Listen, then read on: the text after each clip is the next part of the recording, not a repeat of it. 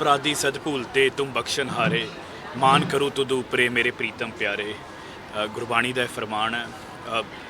दास सिख निमाणा सिख है तो कल श्री अकाल तख्त साहिब नतमस्तक हो के जो श्री अकाल तख्त साहिब तो फरमान जारी होया, मैं कल भी आप सब दसदा सी, मेरे लिए वो फरमान रब्बी फरमान है, अलाही फरमान है। मेरे 6वें गुरु श्री गुरु हरगोबिंद साहिब जी का फरमान है। वो ऐसा महान तख्त है जिथे कोई दलील नहीं, कोई अपील नहीं। मैं तो अपन भुलां बख्शाण गया सी ते वो महान गुरु, वो बख्शिंद गुरु दा बख्शिंद जिहड़ा अकाल तख्त साहब है उन्हें बख्शिया है। तो जो ये फरमान है इसनूं मैं इन बिन पूरा करदा होया गुरु साहब आप अंग संग सहाई होकर सिर ते हथ रख के, मैं तो इन्ना निमाणा, मेरे को तो उस फरमान ते चलण दा भी समर्था नहीं, पर गुरु साहब की अपार बख्शिश हुई है। गुरु साहब ने आप सिर ते हथ रख के जिहड़ा ये फरमान जिहड़ा है वो सेवा कर रहे हैं।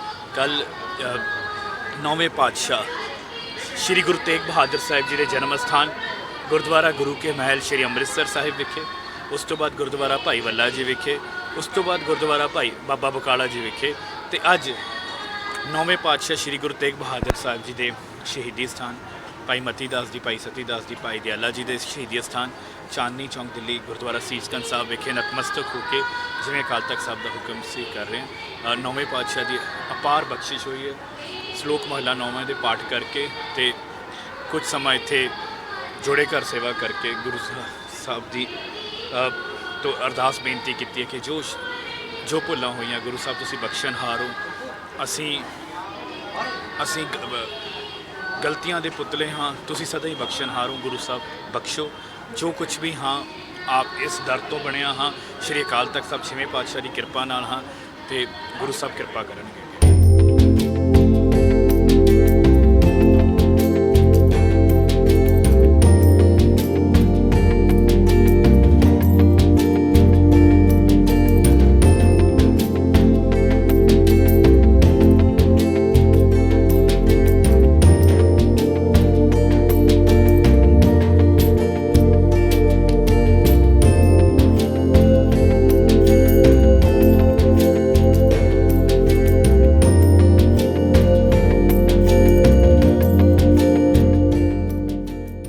हम अपराधी सद भूलते तुम बख्शन हारे, मान करूँ तुद उपरे मेरे प्रीतम प्यारे। गुरबाणी का फरमान है। दास सिख निमाणा सिख है तो कल श्री अकाल तख्त साहिब नतमस्तक हो के जो श्री अकाल तख्त साहिब तो फरमान जारी होया, मैं कल भी आप सब दसदा सी, मेरे लिए वो फरमान रब्बी फरमान है, अलाही फरमान है। मेरे 6वें गुरु श्री गुरु हरगोबिंद साहिब जी का फरमान है। वो ऐसा महान तख्त है जिथे कोई दलील नहीं, कोई अपील नहीं। मैं तो अपन भुलां बख्शाण गया सी ते वो महान गुरु, वो बख्शिंद गुरु दा बख्शिंद जिहड़ा अकाल तख्त साहब है उन्हें बख्शिया है।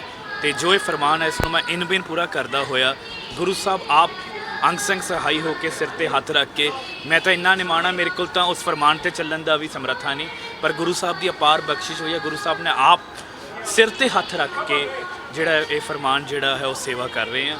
कल 9वें पातशाह श्री गुरु तेग बहादुर साहिब जी के जन्म स्थान गुरुद्वारा गुरु के महल श्री अमृतसर साहिब विखे, उस तो बाद गुरुद्वारा भाई वल्ला जी विखे, उस तो बाद गुरुद्वारा भाई बाबा बकाला जी विखे, तो अज 9वें पातशाह श्री गुरु तेग बहादुर साहिब जी के शहीदी स्थान भाई मती दास जी, भाई सती दास जी, भाई दयाला जी के शहीदी स्थान चांदनी चौंक दिल्ली गुरुद्वारा सीसगंज साहब विखे नतमस्तक होकर जिवें अकाल तख्त साहब का हुक्म से कर रहे हैं।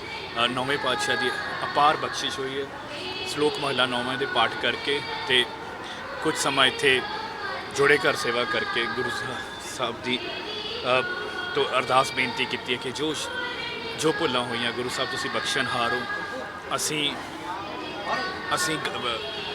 गलतियां दे पुतले हाँ, तुसीं सदा ही बख्शन हारो। गुरु साहब बख्शो जो कुछ भी हाँ, आप इस दर तो बनिया हाँ, श्री अकाल तख्त साहब 6वें पातशाह की किरपा नाल हाँ, तो गुरु साहब किरपा करनगे।